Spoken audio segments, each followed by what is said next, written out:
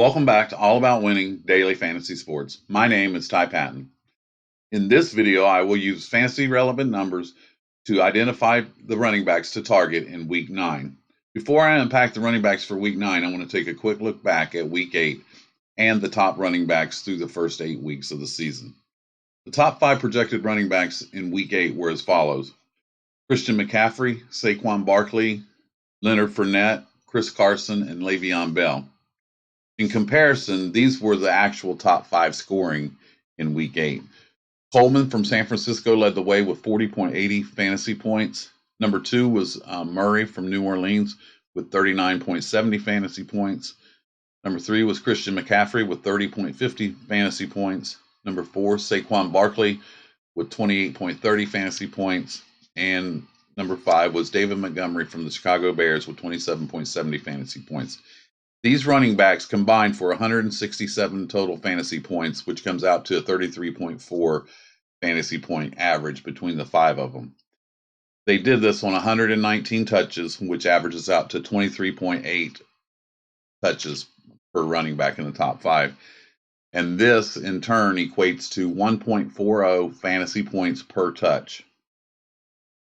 In comparison, these are the top 5 running backs through the first 8 weeks as far as touches: Dalvin Cook, Chris Carson, Christian McCaffrey, Derrick Henry, and Chubb from Cleveland. They are combined, they are averaging 22.70 touches per game for 22.22 fantasy points per game, which breaks down to 1.02 fantasy points per touch. Now, remember, the running backs that I'm talking about today and the running backs that are on this chart are from the main slate, which means I exclude the Thursday night, Sunday night, and Monday night games. I also do a video for those games for the showdown contest, but those particular players won't be on this chart. Now, with regards to Week 9, I'm interested in identifying the running backs who are getting the most touches, the ones that are getting the highest snap percentage.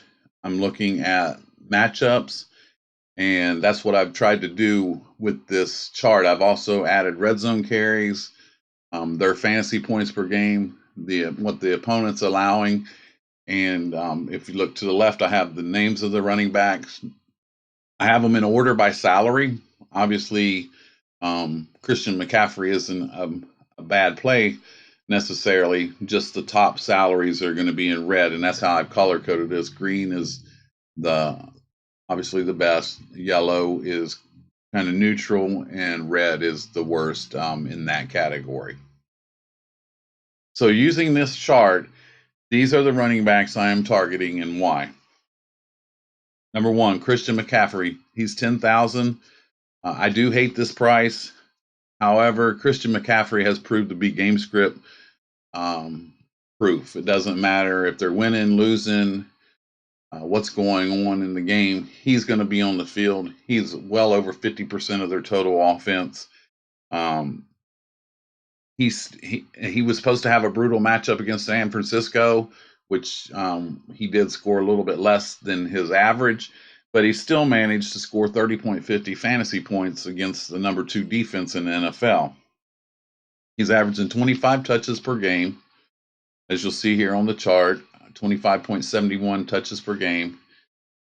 He's on the field 94% of the time, 94% on snaps. He's going to have to score a lot to pull off this 10,000 salary. That's the highest salary I've seen this year for any player. But with the touches and the volume that he's getting, he should be able to get there. If he gets his fantasy point average, which is 31.5 per game, that's 3 times value of the 10,000. For me, I'm going to watch ownership. If there's a lot of people that are laying off of him because of his price, Christian McCaffrey, as silly as it sounds, could possibly be a contrarian play this week. So I'll be watching ownership, and when I come back tomorrow to do the lineup building, I'll have a better feel for it. But for now, I just don't see a scenario where you can exclude Christian McCaffrey from your player pool. Another category I have I break these down at the top for you. Obviously, this is how many touches they've had in the season. This is touches per game. This is their snap percentage. This is how many fantasy points per game they score. This is what their opponents allow to that position. This is how many red zone carries they've had. This is their opponent. And this is actual points per snap. And Christian McCaffrey is one of the tops in that category as well, averaging almost a half a point per snap, just being on the field. That's not per carries or anything. That's per snap. Next is Dalvin Cook. He's $9,500 less than McCaffrey. I actually like Cook a little bit more than McCaffrey, based primarily on the matchup. Kansas City's allowing 32.7 fantasy points per game to the running back position. Cook is getting a 69% share of the snaps, and if you look at his points per snap, I actually believe he's averaging 0.573 points per snap. So even though his snap percentage isn't as high as McCaffrey's, he's really efficient. And as I mentioned, I really like this matchup against Kansas City better.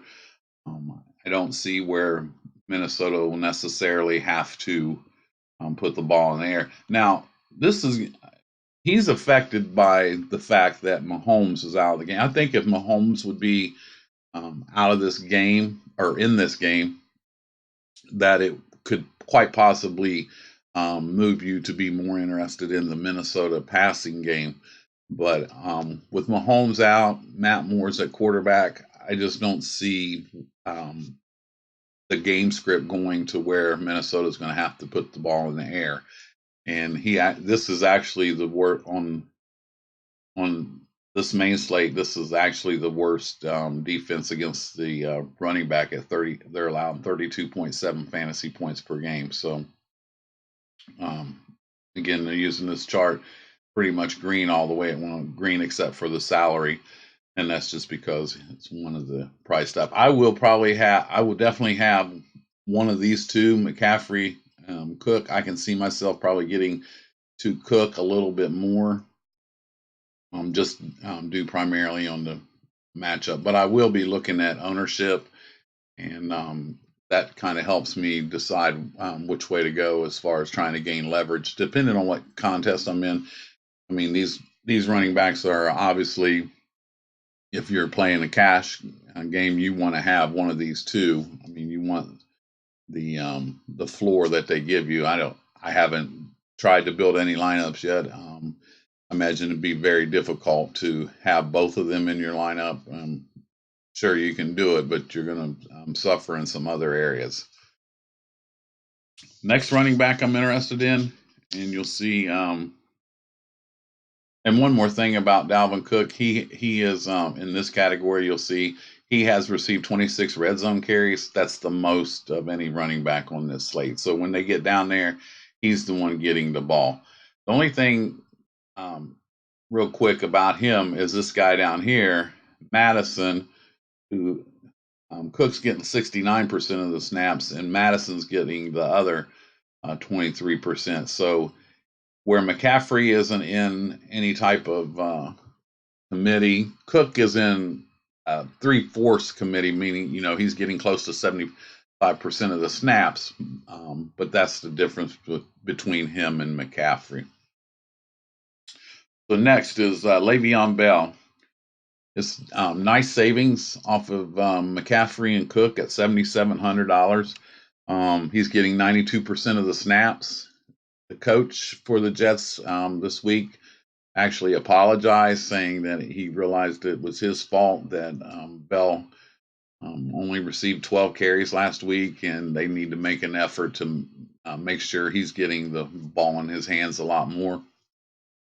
I don't really follow or trust the coach talk, but when I first looked at the running backs, this one stood out, and I think it's primarily based on the obviously they're playing Miami, and the thing to do against Miami in the first 8 weeks has been to play the running back against Miami because how horrible their defense. And you can see they're giving up 32 fantasy points per game to the running back position.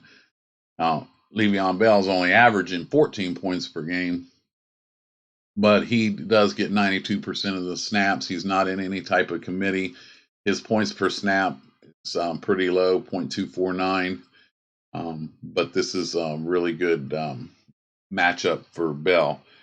I just have a lot of questions about this offense in particular. And just for some reason, they're not playing Indianapolis. I'm sorry, that is Miami. So just if you've screenshot this, just make sure you realize that they are playing the Dolphins. I'm not sure how I got that mixed up. The next running back I'm interested in right here, and another thing I want to mention on this chart, obviously the running backs that I'm really interested in to the left, they're highlighted in green. And the ones that I have a little bit of interest in are in yellow. Nick Chubb. If you look at the teams he has faced, he's faced San Francisco, New England, Tennessee, Baltimore, and Rams. And with these tough matchup, he's still getting 22.14 touches per game, and he's scoring 21.5 fantasy points per game. Denver's weakness is running backs, and with Brandon Allen being the quarterback for Denver now, you could see a situation where perhaps the Cleveland offense is going to be given an opportunity to have some shorter fields, maybe some turnovers. I don't know very much. I don't know very much about Brandon Allen, but I can imagine that he's obviously a step down from Joe Flacco, and they weren't really doing a lot offensively anyway. So just really good matchup due to game script. Denver's defense allowing 24.6 fantasy points per game to the running back position. Chubb is, with that tough schedule that he's had, he's still averaging 0.43 points per snap. So, and 75% of the snaps, so he's not really in any type of committee. And I just see a situation. Cleveland needs to get a win. It's going to be difficult. Denver's not an easy place to play, no matter who's playing quarterback. But I feel like this is the way that Cleveland's going to have to move the ball because Denver's pass defense is really stingy, and I don't think that Cleveland's going to want to set Denver up with a short field with their defensive backs. So really like Chubb. Definitely a savings off of McCaffrey and Cook. I will have a pretty high share of Nick Chubb this week. I haven't used him much this year, but I just see this as a really potential for him to have a really nice smash spot. Had a really nice game against Baltimore, and I see this as with the averages. He's pretty much the green all the way across. You'll see here he's got 19 red zone carries, which is impressive. So when they get down close, he's the one getting the ball, and I really think the game script really favors Nick Chubb, and the over/under on this game is 42 points. Denver is a 1.5 point favorite, so this is a really good spot for him. Next running back, Josh Jacobs, 6,500. Now make sure you check this. You always want to check the injury report on Sunday at 11:30 in the morning, and if it's a 4 o'clock game, you want to check it about 2:45, 3 o'clock. Check and make sure. Josh Jacobs has a questionable tag next to him. The last time I looked, he was a little limited during practice, shoulder injury. Played through it the last couple weeks, but just make sure before you plug him into your lineups. His salary has went up. He's up to 6,500, but he's getting almost 20 touches per game. The defense he's facing this week, Detroit, are giving up 32.5 fantasy points per game to the running back position, which is the second worst on the slate. And he's had 18 red zone carries. He is kind of game script dependent, However, with them being they're a small home favorite of 2 points, the second highest total on the board, 51 points. I think if they're going to try to stay even with Detroit, they're going to try to do it with the run game and maybe shorten the game a little bit. Detroit's going to have to throw the ball a lot, might set up the potential for some turnovers, maybe some shorter fields, but I look for Josh Jacobs to have a really big game here with his 19.29 touches per game, and he's averaging 0.449 points per snap. So he's on the field a lot, and with 57% of the snaps, when they get behind, they do like to throw the ball to Richard out of the backfield. But I just feel like this is a really good spot for Josh Jacobs. I'm not real crazy about the salary because if you see him sitting there at 6,500 and Nick Chubb's at 7,300, it's kind of tempting to just spend on up and get Chubb. But I do feel like I need to have some exposure to Josh Jacobs this week in my player pool. Next, right here in that yellow, Austin Eckler. He's getting 65% of the snaps. The Green Bay Packers are allowing 28.1 fantasy points per game to the running back positions. He's scoring 22 fantasy points per game. Third highest points per snap. He's averaging 0.533 points per snap. So he's getting it done. Again, 22 fantasy points per game. Obviously, the main concern with Eckler is he's part of a committee, and Gordon is getting a bigger and bigger share. And right now, see, Gordon's getting 25% and Eckler's getting 65%. So me personally, I tend to stay away from the running back committees. Not sure that I want a $6,000 running back who down on the goal line, they might give it to Gordon, which they've done a few times. And Gordon has 8 red zone carries. Eckler has 10, and Gordon's played about 4. I think it's 4 games less than Eckler. So he's interest, maybe a flex running back. In 6,000, kind of don't really, as I mentioned, I don't really like that for a committee running back, but he's a really efficient running back. And the matchup against Green Bay, you could see the possibility of him putting some fantasy points on the board against them. They do have a weakness against the running back catching passes, and that's what Eckler actually does best. Next, Derrick Henry.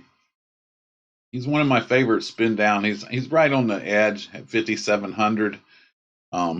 He's getting 62% of the snaps. He's averaging 28.3 fantasy points per game.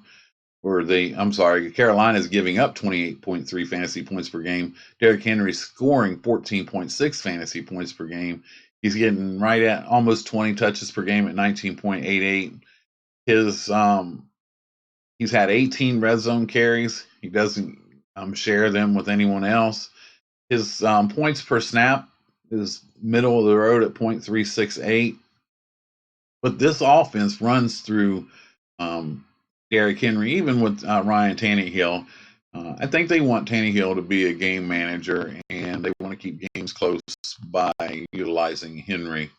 And with his 20 touches per game, and they're actually a 3.5 point road underdog, really low game total. Those are the kind of running backs that I look for, the closer games, lower game totals. So, and again, Carolina's given up the 28.3 fantasy points per game to the running back position. I feel like this is how Tennessee's going to have to stay in the game.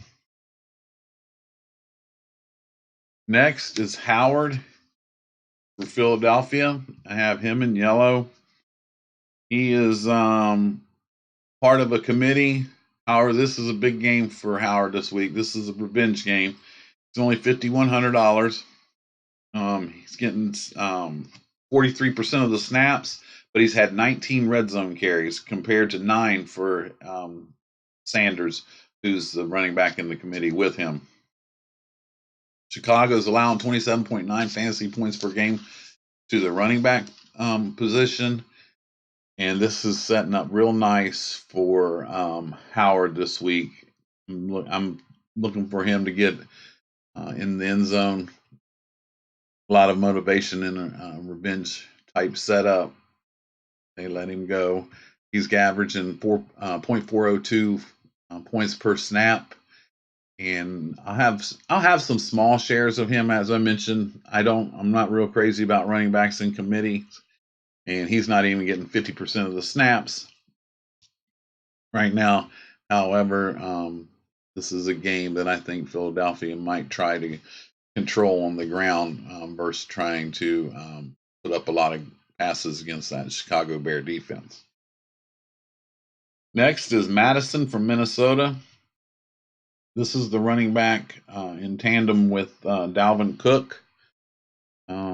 He's a possible flex play. He's getting 23% of the snaps. Kansas City allows Slate Worst 32.7 fantasy points per game to the running back. He's averaging 8.88 touches per game. Last couple games, he's gotten some pretty good run, double-digit carries in a few games, and it's just a possible flex running back at 5,000. Me personally, I've tried to get 3 running backs in my lineup. When I like to use a running back in the flex position, and if I can, those 3 running backs, I'm trying to get to 65 or more touches. I feel like that number of touches, that volume,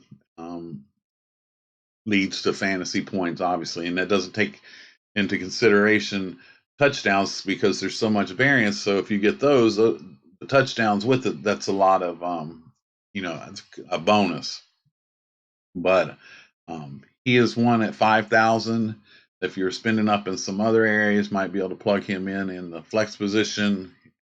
Game script, if this is a blowout of some sorts, you see him get a lot of run. He does spell Cook through the game as well. He doesn't just come in at the end of the game. And he's had a few. Dalvin Cook's had 26 red zone carries. Madison has actually had 18 red zone carries, so he's had his fair share of them. So he's just another one in the 5,000 range that you might be able to plug in a flex position. Next is Melvin Gordon. He's also 5,000. It's hard to believe this Melvin Gordon at $5,000. He's getting 25% of the snaps. He's had 8 red zone carries compared to 10 for Eckler in half the games. Like I mentioned, I generally stay away from the committees. This is an interesting play against Green Bay, who's allowing 28.1 fantasy points per game to the running back position. He's only getting 0.288 points per snap compared to Eckler, who's getting 0.533. That shows Eckler's really a lot more efficient with the snaps and touches that he's getting. But I think Melvin Gordon could possibly be sneaky in this game. Green Bay's weakness is the run game. And obviously giving up 28.1 fantasy points per game to the running back. That's not good. For me, if I use Gordon, it would be in the flex. And not sure how much I'm going to get to him, but he is getting a fourth of the carries, and he's getting some red zone carries now as well. So next is Singletary and Gore. I'm going to cover them together. Singletary is 4,700, Gore is 4,300. They're playing Washington, who's given up 28.5 fantasy points per game to the running back position. This is another running back committee. Gore's getting 48% of the snaps. Singletary's getting 28% of the snaps. Josh Allen's running the ball. So this is a real tricky one here to try to figure out. I think they like to use Gore when they get down close. He's getting how many touches per game? Gore's getting 14.57 touches a game. Singletary's getting 7.25. But it's kind of strange that Gore's getting all that much more work, but Singletary is $400 more. Singletary's averaging .321 fantasy points per snap, and Frank Gore is only .297.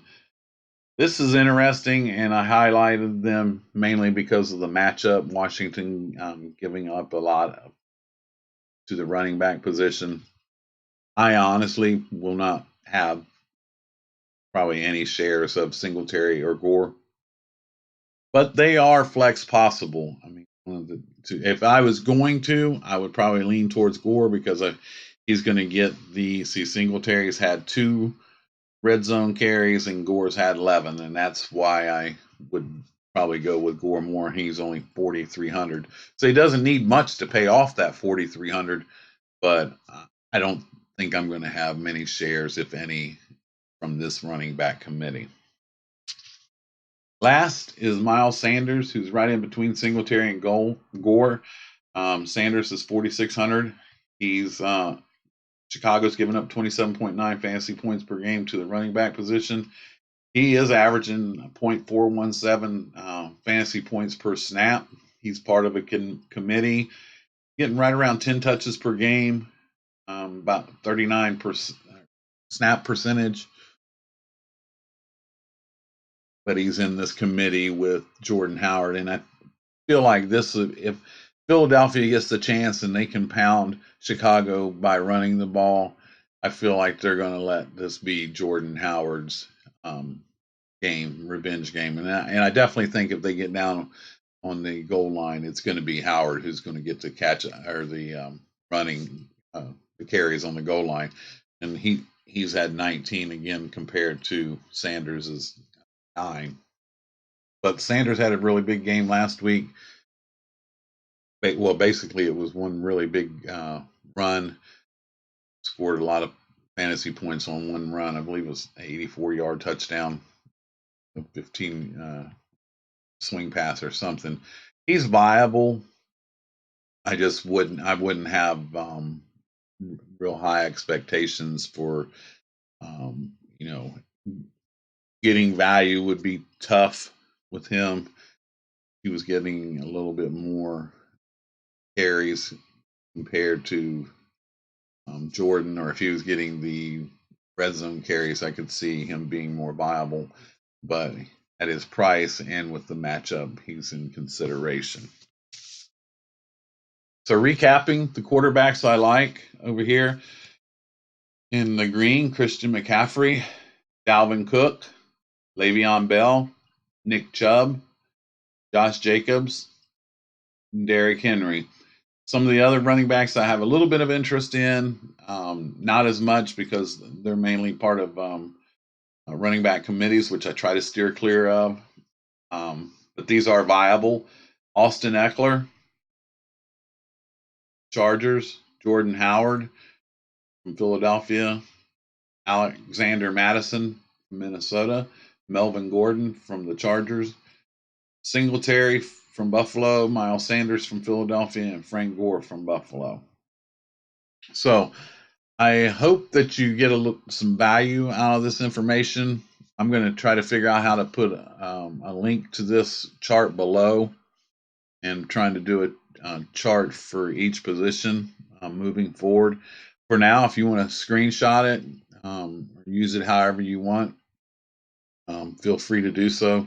Please feel free to drop any opinions or comments below, anything you'd like to see me add to the chart, or something that you don't really think is that helpful. These are the things that I use when I'm trying to identify the running backs that I want to target in my player pool. But please take advantage of it and let me know what you think of it. I will be posting the wide receiver and tight end defensive special team videos later on today, and then tomorrow I'll be doing some lineup building and recapping or taking a look at the preview of all the games this weekend, and looking at some ownership and injuries as well. My name is Ty Patton. This is all about winning daily fantasy sports. If you would please share this video, like, subscribe, hit that notification bell so you get notified when my next video posts. I really appreciate it. Special thanks to you guys that have subscribed, and my subscription numbers are trending upwards slowly, but they are moving upwards. So hope you get some use out of this chart, and I'll see you guys real soon. Thanks a lot.